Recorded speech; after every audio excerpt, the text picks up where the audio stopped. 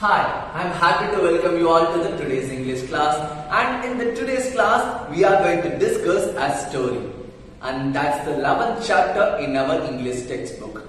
And unlike other story, this one is a crime investigation story which was written by one of the best crime fiction authors of all time. The title of the story is Mr. Sherlock Holmes, and this was written by the author Arthur Conan Doyle. Actually, Arthur Conan Doyle, he was a Scottish physician as well as a writer. He has written a number of crime fiction stories, and this one is a part of it. And today in this class we are going to discuss an extract from one of his crime fiction stories. Mr. Sherlock Holmes is an extract from the story The Hound of Baskervilles. And the story given in our textbook is the first chapter of The Hound of Baskervilles. And in the first chapter, Mr. Sherlock Holmes is trying to identify a visitor who came to meet him. But unfortunately, he was not able to meet that visitor. The visitor waited for a long hour and left Sherlock Holmes' home. And after the next day, Sherlock Holmes was reconstructing the person, the visitor, by his cane. Cane is nothing but a walking stick. Yes, the visitor had left his walking stick in Sherlock Holmes' home. Let us find who that visitor was and why he had come to meet Sherlock Holmes. Before getting into the story, we should know the characters given in this story.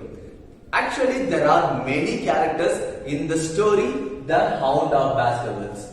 But in our textbook, we just have very limited number of characters. Only 3 characters we would have to know. They are Sherlock Holmes, the chief detective, and Dr. Watson, Holmes' assistant. Dr. Watson was assistant to Sherlock Holmes. And here in this story, he is the narrator. Dr. Watson is the narrator. He narrates the entire story. I represents Dr. Watson in this story. And the third character here is Dr. Mortimer, family doctor to the Baskervilles. Yes, only 3 characters were mentioned in our English textbook. And 2 abbreviations were given in our English textbook. They are MRCS. MRCS, which actually means Member of the Royal College of Surgeons of England. It's just like a postgraduate diploma course for doctors. And the next one is CCH.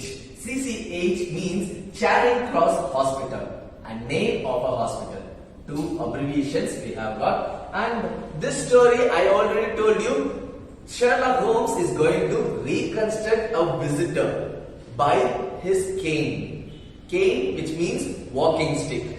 Yes, it's the cane. He is going to reconstruct that person. Let's get into the story. Sherlock Holmes, our chief detective, usually he wakes very late in the morning. And just like that, he woke up late in the morning and came to the breakfast table to have his breakfast. And when he was having his breakfast, Dr. Watson, he was near the chimney of the house. He was standing on the rug.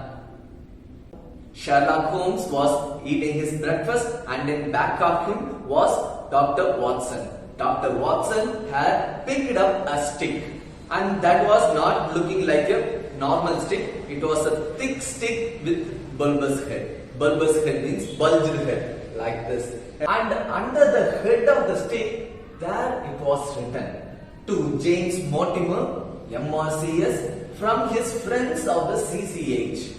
And there the date is clearly engraved as 1884. And Dr. Watson, he knew it really well. This kind of stick is always used by old-fashioned family doctor. They used it as a walking stick. When Dr. Watson was looking at the stick very clearly, he was called by Sherlock Holmes. Well, Watson, what do you make of it?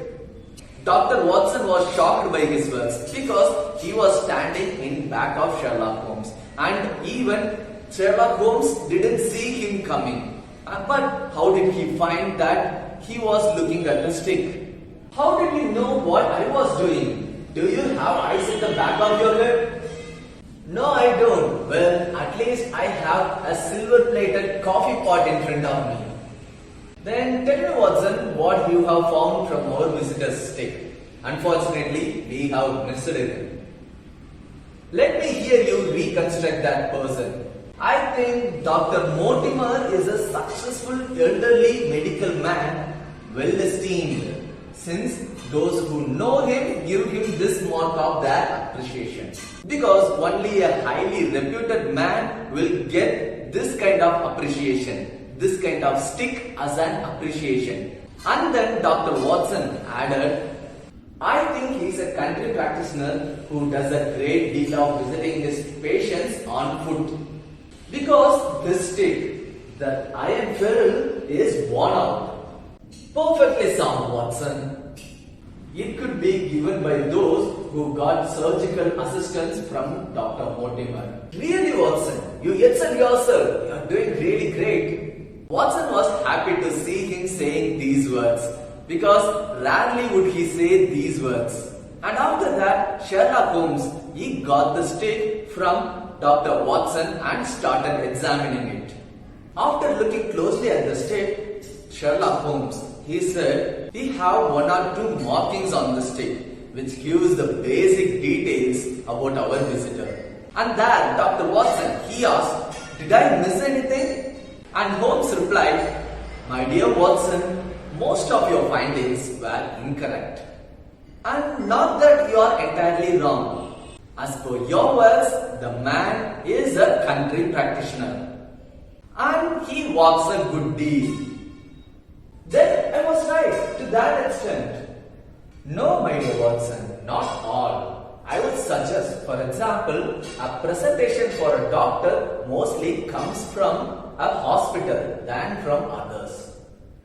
So we could derive it here that CC after that word hospital, it could be Charing Cross Hospital. You may be right. It may be Charing Cross Hospital. What other things we could find from it? Do no one suggest you? You know my methods. Apply them. I can only come to the conclusion that that man has practiced first in town, then he moved to country. I think we might deduce it a little more than this. Sherlock Holmes, he was giving his conclusions by seeing that stick. A gift could not be given to a doctor when he was in the service. So, to Sherlock Holmes, he was coming out of his service. So, at the end of his service, he got this stick as a gift. And that's when he has changed from a town hospital to a country practice. It certainly seems right. Now you could see that clearly here, he was not on the staff list of the hospital. Because only a well expertise can be on the staff list. He could be a house surgeon. And that's little more like a senior student, not an expert doctor. And he left 5 years ago. Because it is mentioned here 1884, and this person may be under the age of 30, unambitious, absent-minded and a possessor of dog. And that dog is larger than a terrier and smaller than a mastiff. On hearing those words, Dr. Watson, he was laughing and unwilling to believe his words. And Sherlock Holmes, he leaned back on the sofa. And after laughing, Dr. Watson, he said to Sherlock Holmes that I am not doubting you, but at least we could easily find a man's age and professional career from the medical record which I have in my small medical shelf. Dr. Watson, he took a medical record and turned up the pages and finding Dr. Mortimer's name. It is easily to find Dr. Mortimer because it's given as Dr. James Mortimer MRCS. So there was only Dr. James Mortimer MRCS in that medical record, and Dr. Watson, he was reading it aloud to Sherlock Holmes. It was given Mortimer James MRCS 1882. House surgeon. Yes, Sherlock Holmes was right. He was actually a house surgeon. from 1882 to 1884. Yes, as per his words, he left his career in 1884 at Charing Cross Hospital. Perfectly right. As the Sherlock Holmes said, he left from the Charing Cross Hospital in 1884. Medical officer for the parishes. Parishes, which means districts of Gimpen, Thorsley and Highbury. Yes, most of his conclusions were right. And as well as Sherlock Holmes said, he is a possessor of dog. And he said that Dr. James Mortimer was unambitious and absent-minded and possessor of dog. We are going to check why he has said these words in the next class. And in addition to this, we are also going to find whether he is actually a visitor or not. And why did he come to meet Sherlock Holmes? Let us discuss that in the next class.